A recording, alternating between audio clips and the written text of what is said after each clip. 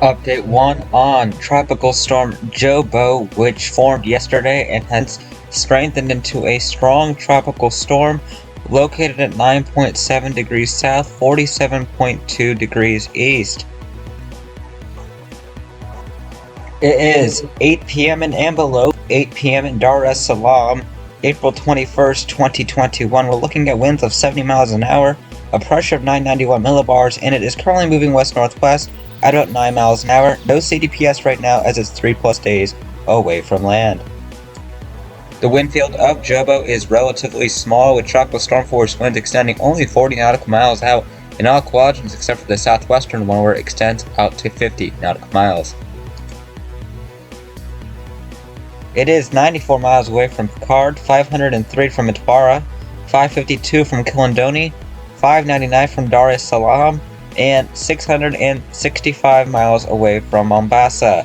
All of these cities here will be seeing potential landfalls or effects from this system. That's 151 kilometers away from Picard, 810 from Mtwara, 889 from Kilindoni, 964 kilometers away from Dar es Salaam, and 1,071 kilometers away from Mombasa.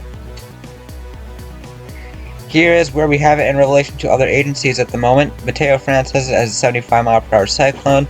We agree with Joint Typhoon Warning Center and SATCON, and ADT has it slightly lower at 65 miles an hour currently. Here is the latest one by the Joint Typhoon Warning Center.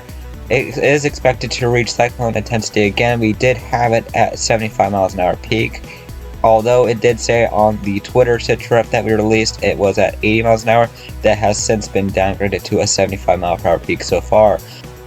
Regardless, it is likely that this re-intensifies into a cyclone before making the first tropical cyclone landfall in Tanzania in modern records. Definitely something that Tanzania needs to watch in the coming days. Here are sea surface temperatures right now ahead of Jobo. Very warm, 27 to 28 degrees Celsius. That is definitely healthy to support tropical cyclone development. Although, of course, it is heading right for land, so it's not going to be something that lasts a week or so. Here are the wind swells from the HWRF. They have been struggling to handle this system all day. They do bring gale force winds close to Tanzania. Rainfall looks to be more of a threat with the slow movement of this system. 4 to 8 inches possible, locally more in some spots in southeastern Tanzania. Here in the intensity models, this has basically overreached those, and models have definitely been struggling due to the location and the small size of the system.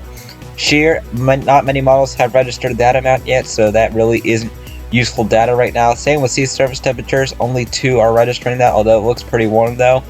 And humidity, we don't have a really good consensus on that conditions either. So regardless, we have very little model support to run with here, and this small size is making it very susceptible to very quick intensity changes, which is what's going to be making this a very challenging system to forecast over the next coming days.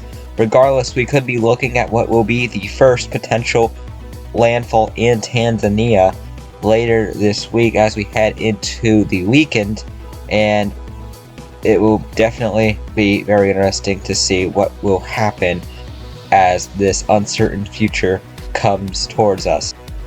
As with all potentially record-breaking systems, we will keep you updated on this storm.